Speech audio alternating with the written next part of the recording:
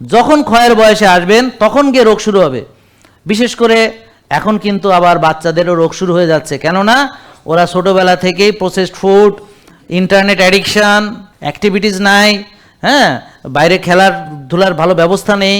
এটা আমাদেরই দোষ, ইন্টারনেট মানে ভিডিও গেমস, পড়াশোনাও মোবাইলে, সব কিছু। এই জন্য ওরা ছোটোবেলা থেকে এখন ফ্যাটি লিভার হয়ে যাচ্ছে, ডায়াবেটিস হয়ে যাচ্ছে, টাইপ 2 ডায়াবেটিস হয়ে যাচ্ছে, ছোটো ছোটো বাচ্চাদের অবেসিটি হয়ে যাচ্ছে, ওজন বেশি হয়ে যাচ্ছে।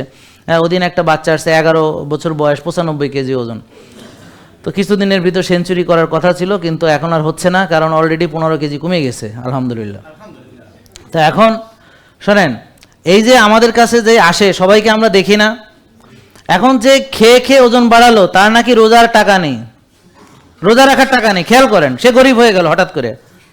আচ্ছা, আগে এত টাকার বাজার করছে, সয়াবিন তেল, আটা, রুটি, ময়দা, বিস্কিট, চানাচুর থেকে শুরু করে চাই তো খাইছে কয় কাপ, চা বিস্কুটের হিসাবটা না বলি, হ্যাঁ। তারপরে ধরেন দাওয়াতে যেয়ে খাইছে, 5,000 টাকার গিফট নিয়ে গেছে মনে করেন, বা 10,000 টাকার নিচে। তারপরে ওই যে বুফে খাইছে, বাফে খাইছে, যে যা খাইছে, কথা বুঝছেন, অনুষ্ঠানে খাইছে, প্রোগ্রামে খাইছে, বিভিন্ন জায়গায় খাইছে, পিকনিকে যায় খাইছে, হ্যাঁ। তো শীতকালের ফিডাও খাইছে, ওকে। তো এই যে এত যে খাইছে, এর নাকি না খেয়ে থাকার টাকা নেই।